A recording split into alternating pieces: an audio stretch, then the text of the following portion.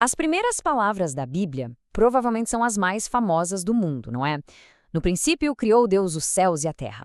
A gente já ouviu isso tantas vezes, mas e se tiver muito mais coisa aí do que a gente imagina?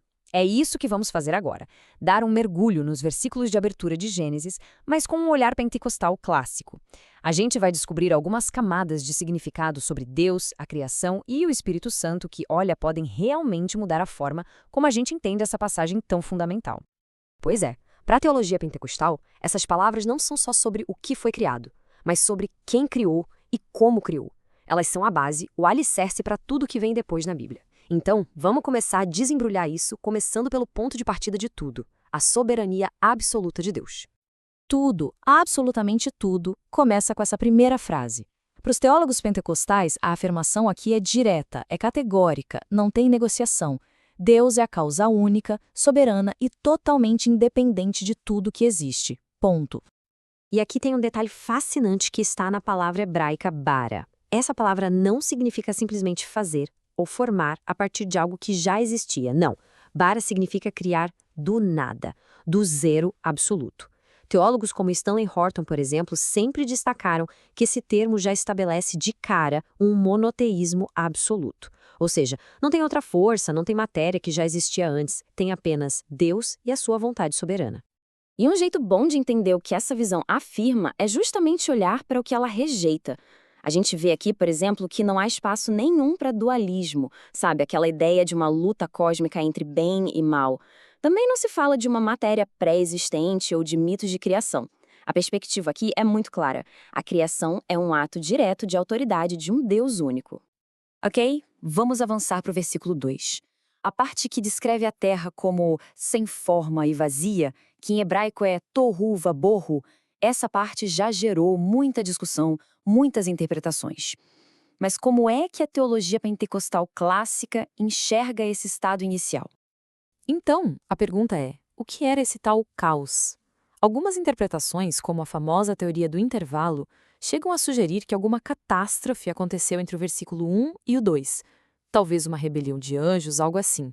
Mas a visão pentecostal tradicional vai por um caminho bem diferente. Então, o ponto central é este, como resumiu muito bem o teólogo Antônio Gilberto. O estado sem forma e vazio não era um erro, não era um acidente, nem uma perda de controle, muito menos o resultado de uma batalha cósmica.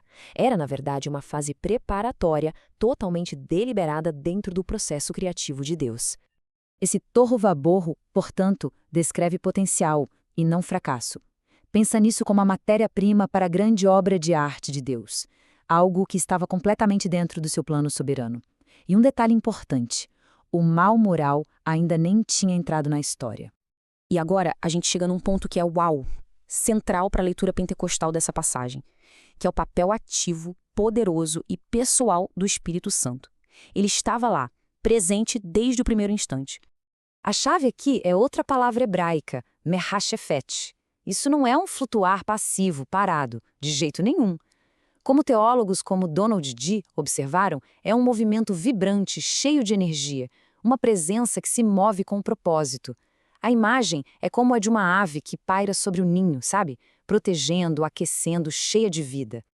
Então, a gente pode resumir a função do Espírito aqui em 3 papéis bem claros. Primeiro, ele é um agente pessoal, não é uma força qualquer, uma energia impessoal.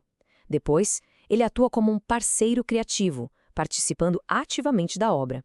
E, por fim, sua presença é preparatória. Ele está ali arrumando o palco, preparando o cenário para a palavra criadora de Deus entrar em cena.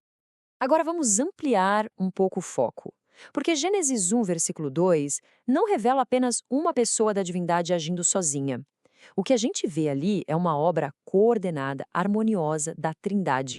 Essa tabela ajuda a gente a visualizar os papéis de forma clara, mas sempre unificada, né? A gente tem o Pai como a causa soberana, a origem de tudo.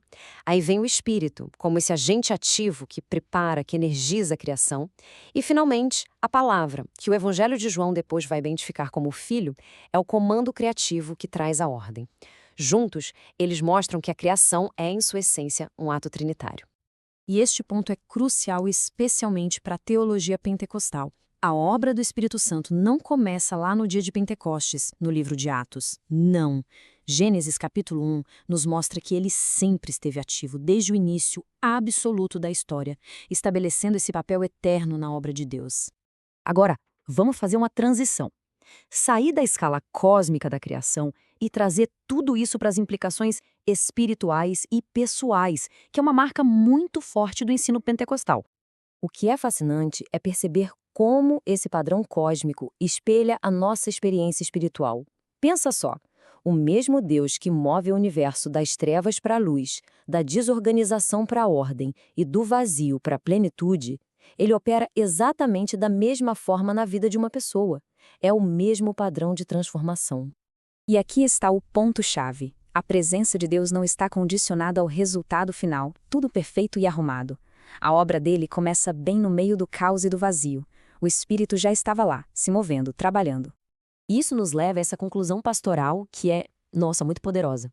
A mesma dinâmica criativa que transformou um universo sem forma num cosmo ordenado está disponível para a vida humana.